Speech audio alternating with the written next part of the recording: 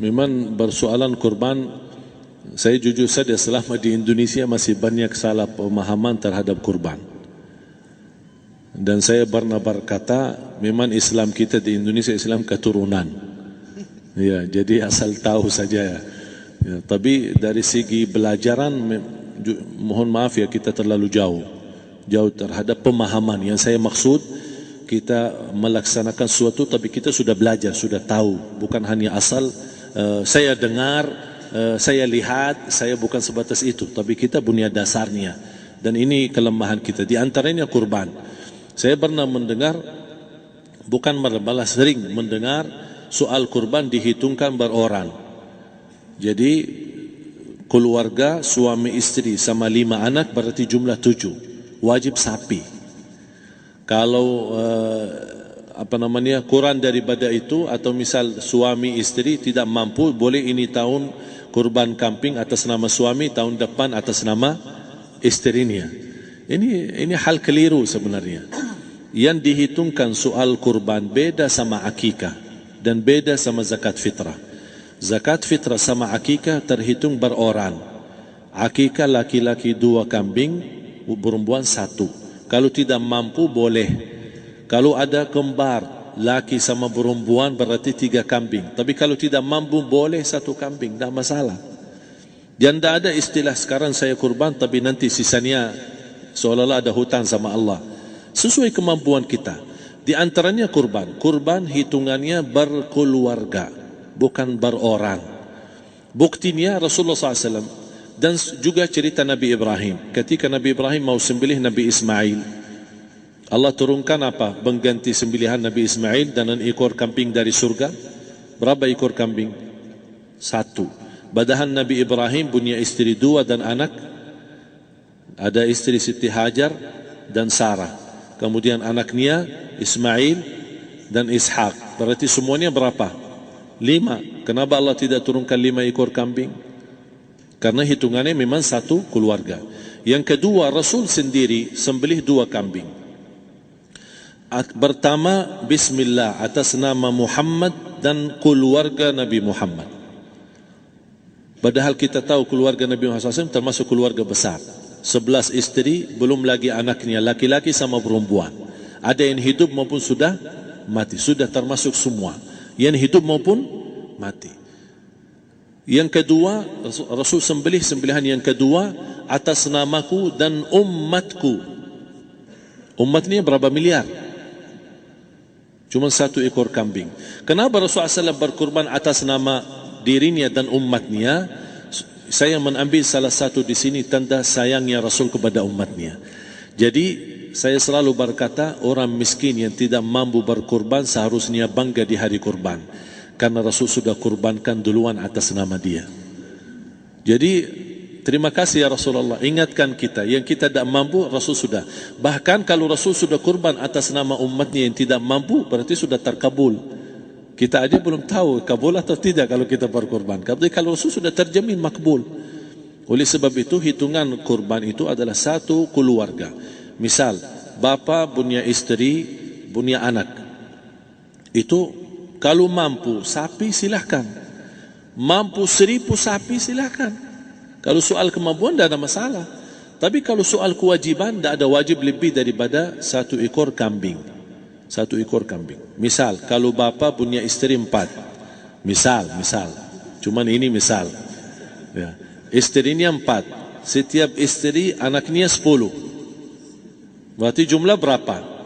Anak 40, istri 4, berarti 44, sama bapa 45. Wajib 1 ekor kambing saja. Cukup untuk semua ini. Tapi kalau soal mampu, ya silahkan. Mau 1000 kambing boleh, mau 1000 sapi boleh. Tidak ada yang melarang kalau soal kemampuan.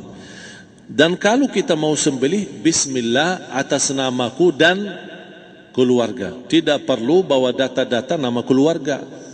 Jadi disebutkan tukang sembelihnya ada capek menunggu sambil sebutkan nama-nama. Tidak perlu. Udah Bismillah atas namaku dan keluarga. Termasuk kata atas namaku dan keluarga, termasuk orang tua yang sudah meninggal. Termasuk orang tua yang sudah, karena kita adalah hasil daripada orang tua. Itu sudah termasuk, tidak perlu kita sebutkan. Ada sebagian ulama membolehkan kalau kita mampu, mau khusus kambing atas nama orang tua, tidak masalah. Kalau kita mampu. Tapi kalau kita tidak mampu, itu sudah termasuk orang tua kita bersama keluarga besar kita. Ini salah satu kenikmatan, dan ini termasuk juga sedekah yang berguna bagi orang yang sudah meninggal di keluarga kita. Wallahu ta'ala. Dan juga masalah panitia, bisa kita mewakili. Kalau kita tidak mengerti sembelihannya dan tidak mengerti cara bagiannya. Tapi ada satu sunnah yang termasuk kehilangan sunnah ini, adalah banyak yang tidak mau makan dari hasil kurban. Padahal itu sunnah Rasul. Dari akikah boleh makan, dari kurban pun boleh makan. Bahkan sunnah SAW dibagi 3. Sepertiga pertama dihadiahkan. Maksudnya kata dihadiahkan kepada orang kaya. Misal tetangga saya tapi orang kaya, dia bukan miskin, tapi boleh saling hadiah. Karena inti daripada hadiah silaturrahim. Ada keluarga kita termasuk mampu, tapi saya kasih, ini alhamdulillah saya sembelih sapi. Barangkali dia tidak mampu, cuma sembelih kambing. Udah, kita dapat daging kambing, dia dapat daging sapi. Tapi dengan niat hadiah, bukan sedekah. Karena dia bukan orang miskin yang menerima sedekah. Yang sepertiga yang kedua adalah sedekah. Sedekah itu termasuk orang miskin. Yang ketiga, kita makan sendiri. Bahkan Rasulullah SAW selepas Idul Adha, beda sama Idul Fitri. Sebelum Idul Fitri dia makan kurma, meyakinkan batalan puasa. Tapi kalau Idul Adha tidak makan dan minum sebelum salat, kenapa? Bukan berarti tidak boleh.